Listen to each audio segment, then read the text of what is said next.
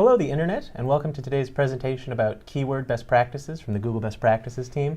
My name is Sean Quadlin. I'm a product marketing manager here at Google, and with me is... Tran Yo. I'm also an associate product marketing manager at Google. Yeah, and we were both practitioners. We used to do this stuff on a daily basis, and now we're working for Google, and so we're trying to kind of talk to the people that we used to be. We're channeling our former selves with today's presentation. So hope you guys enjoy, and I'm going to start by kicking it over to Tran with some more of our keywords best practices. Keywords to the Wise is the name of this little ditty. Sorry for that. Let's just keep going.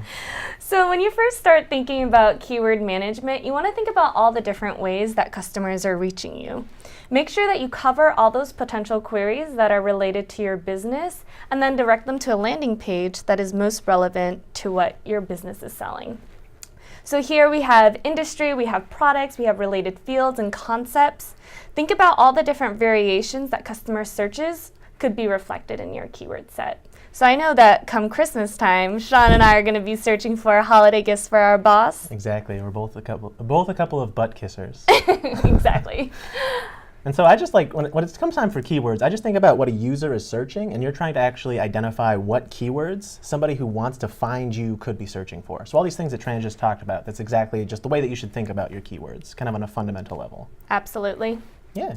Thank you, Tran. And so when you have all these keywords, you're going to want to manage them to different goals depending on what they're doing for you. So to further along this example about a candy website, which I just love talking about candy. It's a wonderful invention, a thing that happens in the world. So you're going to have different keywords, and they're going to perform differently for you. So you have a brand keyword, so like the name of your website, in this example would be Candy City. You're going to have a different target CPA probably. You're going to want to target a different average position. Think about things like that because people are already familiar with your brand. You're going to expect them to just have a certain level of kind of knowledge about you. But then also if you have high volume stuff like candy bars, who hasn't searched for the word candy bars? You're going to have a different target CPA. You're going to try to drive a lot of volume with that, but then have a different way of kind of going about that. And then if you have high value things, maybe you're going to have a higher cost per acquisition because there's just a longer lifetime value.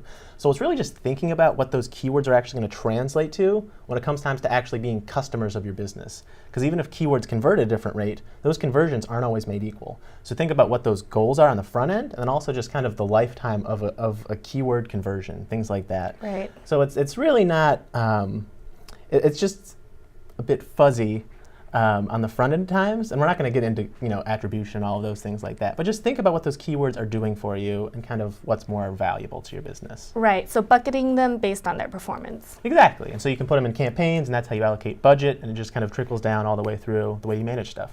Cool. Excuse me. You're excused. So when you think about your keyword's position in the auction and its impression volume, it's going to be largely determined by your ad rank. If you want to increase your ad rank, the quickest way you can do this is increase your bid. But keep in mind that increasing any of those elements are going to increase your ad rank.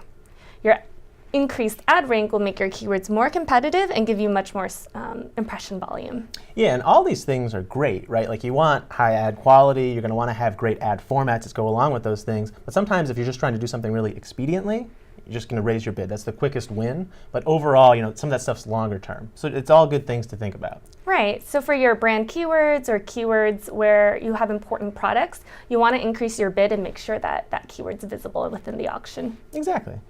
Great way to put it, Tran. And so if you're looking for more keywords, if you're just trying to grow your presence, right, you have something that's working really well, you want to try to get just more of that, even if it's a little bit different, one step to do is just to add broad match for some of your top performing exact match keywords. So I think something that's really cool to do, just an exercise, go to the keyword planner in your account, put your top performing exact match keyword right into there, and then you can actually see what your existing impression share is on suggested terms like that. So for this example, we have car wash right here, and you can see that there are different things suggested, like mobile car washing, self car washing supplies, things like that, and you can actually see what your current impression share is. Because maybe adding a broad match for your top performing exact isn't going to give you a ton of new coverage if you have a whole bunch of exacts. So it's just a really, I think, helpful exercise to just see what you're missing right now so that you can see what the actual projection would be of a change like that. Cool. And you could probably also project how much more budget those keywords could spend, right, Sean? Exactly. Projections are wonderful. People want to talk about it. You can talk about how smart you are, how smart things are going to look. You can talk to your bosses can talk to their bosses. It's great. It's a wonderful thing. One thing that you can also do is use your search terms report to add exact and phrase match for high performing queries. So look at your search terms report, see what's converting and performing well, and then add them to your keyword list. And adding them to your keyword list, make sure that you could even edit your bids or your ad creative on a more controlled level. Yeah, so it's kind of the converse of what I was just talking about. Exactly. So like you already have broad, you can connect to the queries that are actually being driven by that broad match keyword. And then, like you said, change your ad messaging, make sure the text is a bit more specific. So in here, dessert gift baskets, maybe for our boss in a couple of months' time, we can talk about that specifically in the ad text. Exactly. Sorry.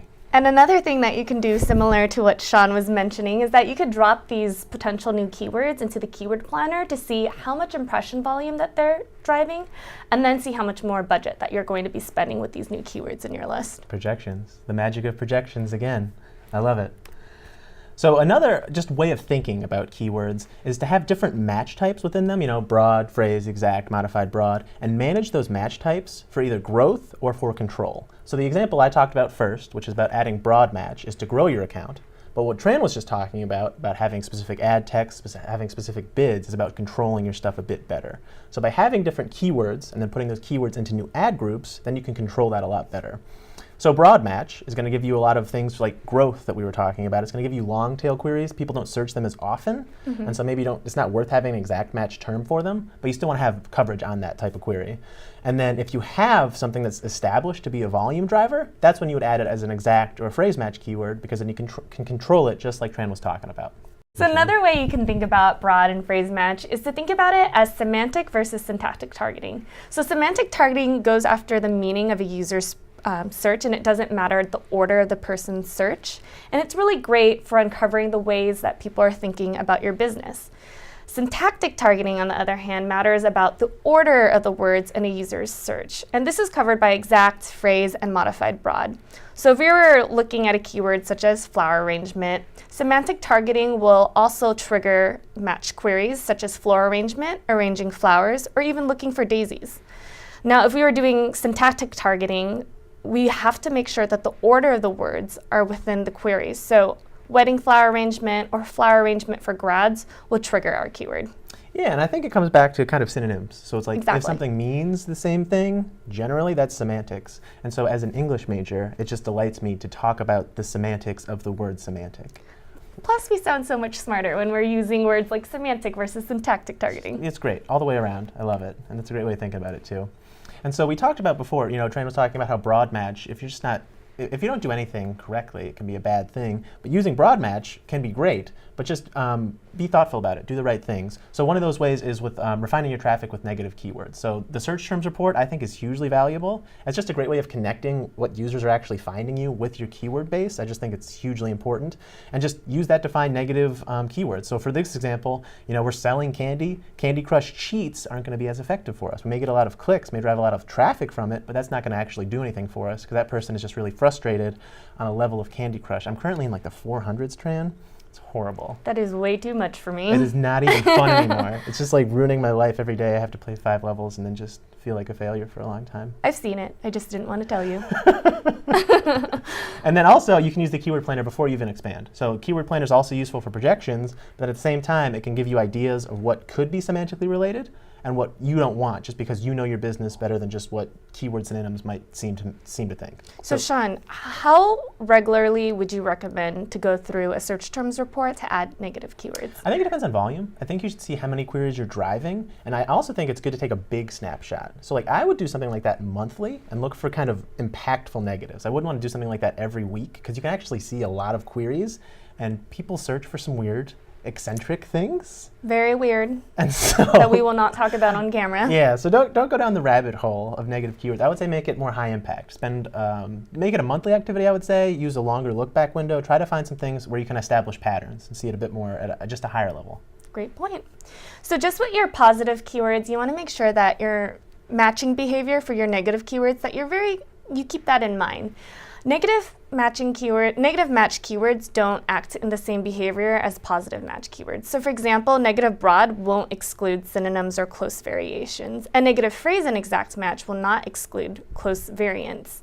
So we're looking at the negative keyword shoes, And if we added that on negative broad, that's not going to block the query boots. So you want to make sure that your keywords are matching the way that you've intended it to, and are really careful about how you're using your negative keywords. And did you know the thing about negative broad? I know that I was in the industry for a very long time before I actually realized that negative broad behaved differently than regular broad match.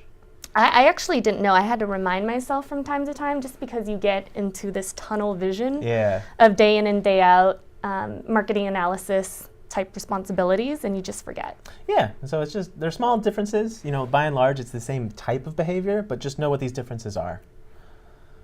And then one thing, when you're looking for new keywords, this is just kind of a minor tip. We kind of looked at all of the data out there of keywords and how many impressions they're driving, and longer keywords actually drive less than half the volume of shorter keywords. So basically, if you put in 4 hour, like if you put all these new keywords in, the longer ones are just going to drive half the volume. So it's really not worth your time, especially if you're time strapped, because then it's also adding to your future management overhead.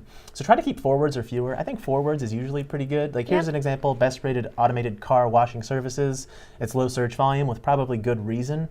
So just, you don't need to actually add all these new keywords, and that's why phrase match, that's why broad match exists, to kind of capture this really long tail stuff. Exactly. Use your time wisely. Do not obsess over keywords. Yeah, and if the volume's there, if you notice that in your search term report, by all means, like, do it when it makes sense to do so, but don't, you know, concatenate all this stuff together. I know it's super fun to concatenate. Who doesn't like to concatenate? All right, but sometimes it's just a waste of time, all right? So think about things that are actually valuable for you. Also, use dynamic search ads to streamline your account management. Basically, what you can do is indicate a page that you're willing to use to inspire this keyword tool, and then let dynamic search ads do the rest, and they'll pretty much figure out the keywords that will be targeted based off this landing page. We saw 3M use DSA to great success to increase their speed to market for new products. They saw a 3% lift in sales and a 12% lift in click-through rate. So again, dynamic search ads is great for companies that have large inventory sets, and you can use it to streamline your workflow. Yeah, and it's kind of like post-keyword targeting, because you're telling Google which sites on your page you want to drive traffic to, and then Google helps connect those users to your site. So it's really cool. Exactly. It's like especially great for big businesses like 3M, who introduces so many things. I don't know if you've been to their site. There's so many products. They have 50,000 plus products. All the time, new stuff. It's yeah, crazy. DSA is great because you don't have to continually add new keywords with every website change, so it's saving you a lot of time. There you go, efficient management to boot. And so that was the last of our keyword best practice, even though it didn't involve keywords, which is kind of like, oh, Chris Angel mind freak. Right. But that is it. Do you have any parting words for the audience, Tran? Don't forget to buy holiday gifts for your boss, because Sean and I definitely are. I guess that's it.